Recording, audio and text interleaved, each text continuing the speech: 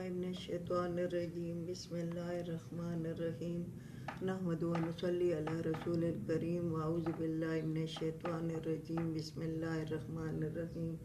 میری بہنوں، میرے بھائیوں، میرے عزیز وطنوں، میرے بچوں، مسلم غیر مسلم، قرآن سب کے لیے ہے۔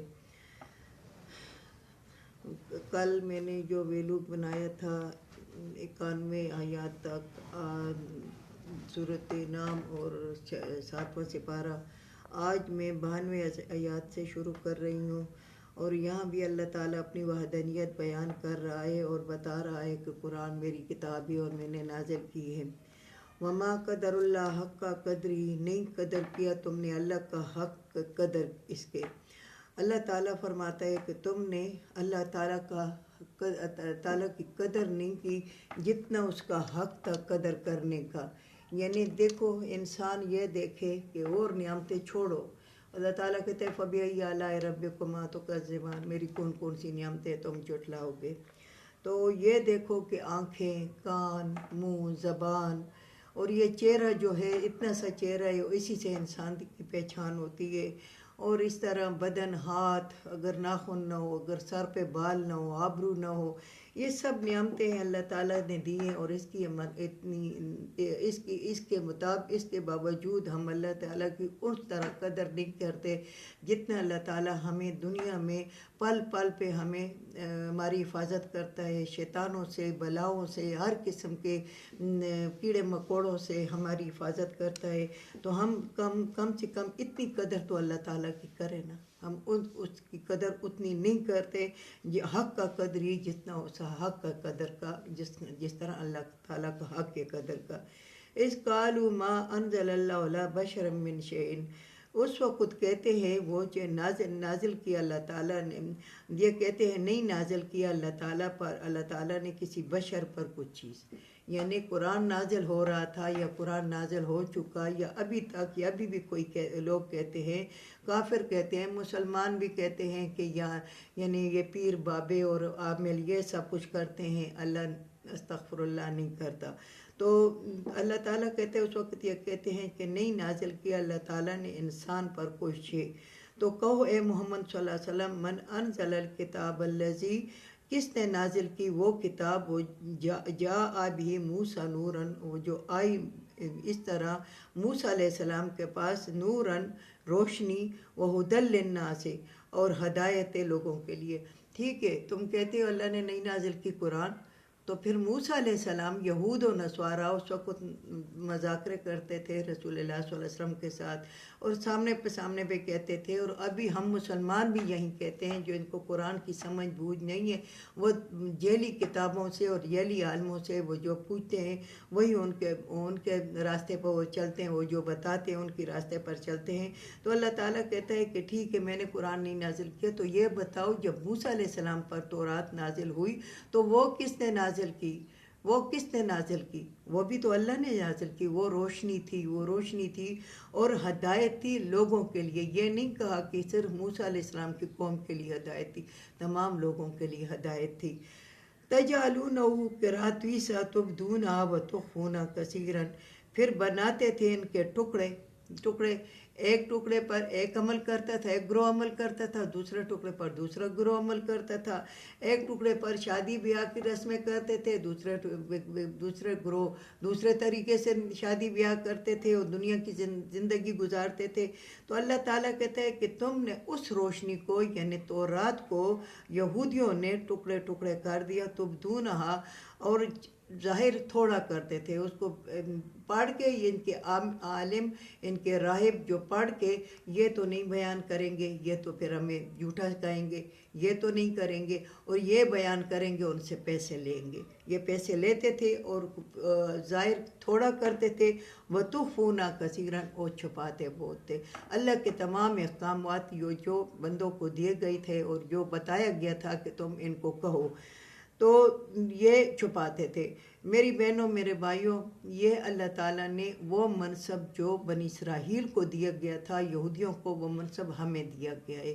اب ہم بعض لوگ ہمارے میں بے چوں بے چان لوگوں کو سامنے باتیں کرتے ہیں کہ سود نہ کھاؤ، حرام نہ کرو، گالی گلوچ نہ کرو، اپنے رشتہ داروں کے ساتھ تعلق نہ کرو،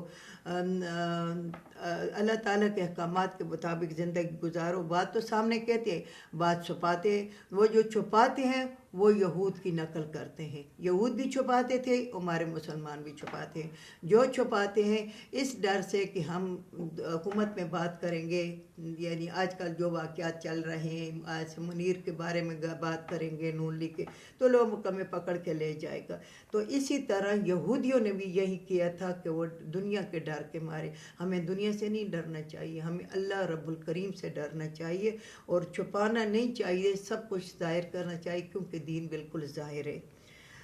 وَعُلِّمَتُم مَّا لَمْ تَعْلَمُوا أَنتُمْ وَلَا آبَاؤُكُمْ، بتایا تم کو علم کے نہیں بتایا تھا تمہارے باپ دادوں کو، یعنی تمہارے باپ دادوں کو نہیں بتایا گیا تھا. یہ یہود کو کہا گیا ہے، مگر یہ ہمیں اب دیکھو ہمارے درمیان میں ہمارے باپ دادوں نے، بعضوں نے قرآن ہی نہیں پڑھا ہوا تھا، اور بعضوں نے قرآن پڑھا ہوا تھا تو خالی ناظرہ ہی پڑھا ہوا تھا، بعض نے حفظ کیا ہے، بعض ترجمے سے پڑھتے ہیں، بعض. تو اللہ تعالیٰ کہتا ہے کہ ہم نے تمہیں دیا علم جو نہیں علم دیا تھا تمہارے باپ دادوں کو.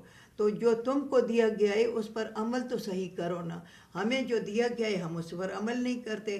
ہمارے باپ دادوں کو نہیں پتہ تھا، ان کو قرآن کے ترجمے کے بارے میں، تشریح کے بارے میں. بہت سے گھروں میں اولاد پڑھی لکھی ہوئی ہے اور ماں باپ جاہل ہیں، ماں باپ ان پڑھ ہیں. بہت گھروں میں دادیاں، نانیاں، دادے، نانے وہ ان پڑھ ہیں. تو اللہ تعالیٰ کہتا ہے کہ بہت سے گھروں میں پڑھے لکھے بہت اچھی، وہ یعنی بہت زیادہ تعلیم یافتہ اور پڑھے لکھے اور دین کی سمجھ بھی رکھنے والے لوگ ہیں، یہ ہم نہیں کہتے. تو ہم اللہ تعالیٰ فرماتا ہے وَعُلِّمَتُم مَّا لَمْ تَعْلَمُوا، ہم نے علم تم کو دیا جو نہیں دیا تھا اس تمہارے باپ دادوں کو یہ علم. قُلِ اللَّهُ، تو کہو یہ اللہ کی طرف ہے، تو یہ اللہ کی طرف ہے، اللہ کا دین ہے، اللہ نے ہمیں دیا ہے. ہمیں اللہ تعالیٰ فرماتا ہے کہ تم ان کو پھیلاؤ اور نہیں عن المنکر پر بھی کام کرو، برے کاموں سے روکو، اچھے کاموں کی طرف رغبت دلاؤ. ثم ذرهم فی خودہم یلعبون، پھر جو نہیں سنتے تو اللہ تعالیٰ کہتا ہے کہ پھر ان کو چھوڑ دو اپنے کھیل و تماشوں میں. یہ لو و لہب، یا اس کو کہا گیا ہے دنیا کی زندگی کو، کہ دنیا کے پیچھے، نوٹوں کے پیچھے، ڈالروں کے پیچھے اور بونڈوں کے پیچھے لوگ بھاگ رہے ہیں اور دین پر توجہ نہیں دے رہے ہیں. تو اللہ تعالیٰ کہتا ہے چھوڑ دو ان کو کہ یہ اپنے کھیل تماشوں میں لگے رہیں. وَهَذَا كِتَابٌ أَنزَلْنَاهُ، اور یہ کتاب ہے جو نازل کی ہم نے، مبارک ہے، مُصَدِّقُ الَّذِي بَيْنَ يَدَيْهِ، اور تصدیق کرتی ہے ان کی جو تم سے پہلے تھی. یہ قرآن جو ہے اللہ تعالیٰ کہتا ہے کہ یہ قرآن یہ نازل کیا ہم نے، یہ برکت والا ہے. قرآن بہت برکتوں والا ہے. ویسے بھی لوگ گھروں میں رکھتے ہیں کہ ڈر کے مارے کوئی پڑھتے ہیں، کوئی نہیں پڑھتے. تو یہ دیکھو خالی تم کوئی مرتا ہے یا کوئی بیماری آتی ہے یا کوئی تکلیف آتی ہے تو فوراً تم قرآن اٹھا لیتے ہو، یا کوئی قسم اٹھانی پڑتی ہے تو قسم کے لیے بھی فوراً قرآن اٹھا لیتے ہو. تو قرآن کے اندر ذرا جھانک کے دیکھ لیا کرو کہ قرآن کے اندر اللہ تعالیٰ نے ہمیں کیا حکم دیا ہے اور ہمیں کیسی زندگی گزارنی چاہیے اور کیا کرنا چاہیے. یہ برکت والی ہے اور تصدیق کرتی ہے ان کتابوں کی، تورات، انجیل، زبور کی، کہ وہ بھی اللہ کے طرف سے تھی.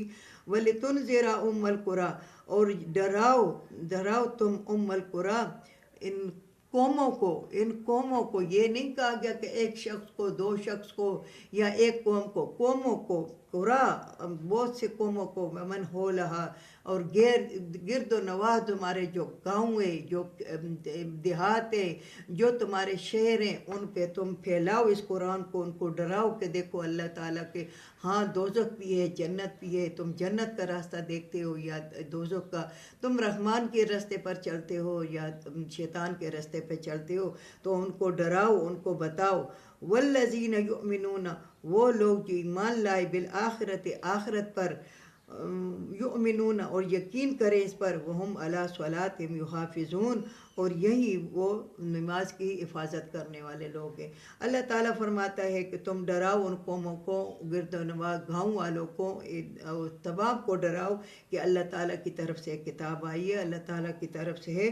وہ لوگ جو ایمان لائے آخرت پر، یعنی کافر نہیں مانتا ہے آخرت کو، اس کی تشریح میں بار بار کر رہی ہوں، آخرت کو نہیں مانتا، یؤمنو اور وہ ایمان لائے آخرت پر، یقین رکھے اس پر، وہم علی صلاتہم یحافظون اور اپنی نمازوں کی حفاظت کرے، یعنی نماز وقت پر پڑھے، خضوع و خشوع کے ساتھ پڑھے، توجہ سے پڑھے، ایسا کہے کہ میں اللہ کو دیکھ رہا ہوں۔ اگر یہ گمان نہیں آتا کہ میں اللہ کو نہیں دیکھ سکتا تو کم سے کم یہ کہے کہ مجھے اللہ دیکھ رہا ہے۔ تو نماز وقت پر بر وقت پڑھنی چاہیے، کیونکہ اللہ تعالیٰ کو یہ عمل بہت پسند ہے کہ جو بر وقت نماز پڑھتا ہے۔ اللہ تعالیٰ ہمیں اس پر عمل کرنے کی توفیق عطا فرمائے۔ وآخر دعوانا الحمد للہ رب